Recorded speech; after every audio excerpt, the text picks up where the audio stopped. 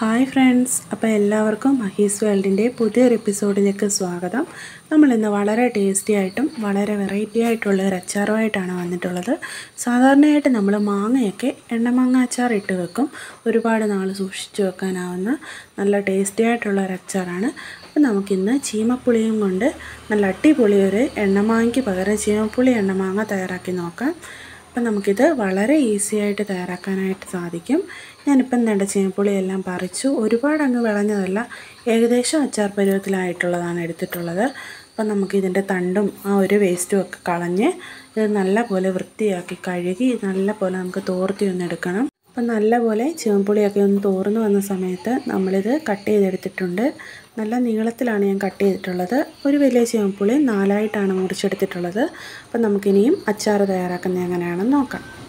ആദ്യം തന്നെ നമുക്ക് ചീമപ്പുളി ഒന്ന് വറുത്ത് കോരിയെടുക്കണം. അപ്പം ഇത് വറക്കാനായിട്ട് ഞാനിപ്പോൾ ഒരു ചട്ടി വെച്ച് കൊടുത്തിട്ടുണ്ട്. ചട്ടിയൊക്കെ നല്ലപോലെ ഒന്ന് ചൂടായി വരുമ്പോഴേക്കും ഇതുപോലെ ഒരു ചെറിയ കുപ്പി നല്ലെണ്ണയാണ് ഒഴിച്ചു കൊടുത്തിട്ടുള്ളത്. അപ്പം നമ്മളിത് 2-3 ട്രിപ്പായിട്ടാണ് വറുത്തെടുക്കുന്നത്. നമുക്ക് ഒരുമിച്ച് ഇടണമെങ്കിൽ നമുക്ക് ഇത്രയും കൂടി എണ്ണ ഇതിന് ആവശ്യമായിട്ട് വരും. അപ്പം നമുക്ക് ഈ ചൂടായ എണ്ണയിലേക്ക് അരിഞ്ഞു വെച്ചിട്ടുള്ള ചീമപ്പുളി ഇട്ട് കൊടുക്കാം. എന്നിട്ട് നമ്മൾ ഉടനെയൊന്നും അങ്ങ് ഒത്തിരി അങ്ങ് ഇളക്കി കൊടുക്കരുത്. ഇങ്ങനെ തിരിച്ചും മറിച്ചും ഒക്കെ ഒന്ന് ഇട്ട് കൊടുക്കുകയോ ചെയ്യാവൂ. അല്ലെങ്കിൽ ഇത് മൊത്തം അങ്ങ് പെട്ടെന്ന് തന്നെ കലങ്ങി പൊടിഞ്ഞ എണ്ണയിലെല്ലാം മിക്സായി പോകും. കണ്ടില്ലേ, ഇപ്പോഴും നല്ല കട്ടിയായിട്ട് തന്നെ കിടക്കുവാണ്. അപ്പോൾ ഇത് വറക്കുന്ന സമയത്ത് നമ്മൾ ഇച്ചിരി ഹൈ ഫ്ലെയിമിലിട്ടിട്ട് വേണം വറുത്തെടുക്കാനായിട്ട്. അപ്പം കണ്ടില്ലേ, ഇതിൻ്റെ കളറൊക്കെ ഒന്ന് മാറി വന്നിട്ടുണ്ട്. ഇത്രയും കൂടി ഒരു ഡാർക്ക് ബ്രൗൺ കളറാകുമ്പോഴേക്കും നമുക്ക് കോരിയെടുക്കാം. അപ്പം നമുക്കൊരല്പം നേരം കൂടി ഇത് എണ്ണയിലിട്ടൊന്ന് ഫ്രൈ ചെയ്തെടുക്കണം. അപ്പം നല്ലപോലെ ഒന്ന് മുരിഞ്ഞു വരും. പിന്നെ ഈ അച്ചാർ ഒരുപാട് നാൾ നമുക്ക് കേടുകൂടാതെ സൂക്ഷിക്കാനായിട്ട് സാധിക്കും. ഇപ്പോൾ ഇതിൻ്റെ ആ ഒരു കളറൊക്കെ മാറി വന്നിട്ടുണ്ട്. നമ്മൾ നല്ല വൃത്തിയുള്ള ഒരു നനയാത്ത പാത്രത്തിലേക്ക് ഇത് മാറ്റി കൊടുത്തിട്ടുണ്ട്. അപ്പം അടുത്ത റൗണ്ട് നമ്മൾ ഇതുപോലെ തന്നെ ഇട്ട് കോരിയെടുക്കുകയാണ് ചെയ്യുന്നത്. അങ്ങനെ നമ്മൾ 3 റൗണ്ടായിട്ട് മുഴുവൻ ചീമപ്പുളിയും നല്ലപോലെ വറുത്ത് കോരിയെടുത്തിട്ടുണ്ട്. ഇത് നല്ല സോഫ്റ്റായിട്ടാണ് ഇരിക്കുന്നത്.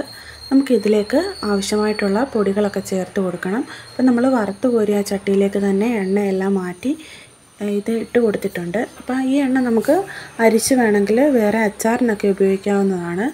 അപ്പം നമുക്കിതിലേക്ക് 1/2 ടീസ്പൂൺ അളവിൽ മഞ്ഞൾപ്പൊടിയും 1/2 ടീസ്പൂണ് ഉലുവാപ്പൊടിയും കായപ്പൊടിയും കൂടെ നമ്മൾ പൊടിച്ചെടുത്തതാണ്, അതും കൂടെ ചേർത്ത് പിന്നെ നമുക്ക് ആവശ്യത്തിന് എരിവുള്ള മുളക് പൊടി 1 ടേബിൾ സ്പൂണും 1.5 ടേബിൾ സ്പൂൺ കാശ്മീരി മുളക് പൊടിയാണ് ചേർത്തിട്ടുള്ളത്.